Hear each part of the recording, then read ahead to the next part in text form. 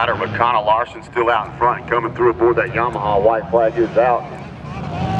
Alyssa Joplin trying to stay out in front and hold down that number 2 spot. Gonna move her up about 2 spots so she can stay there. One lap to go.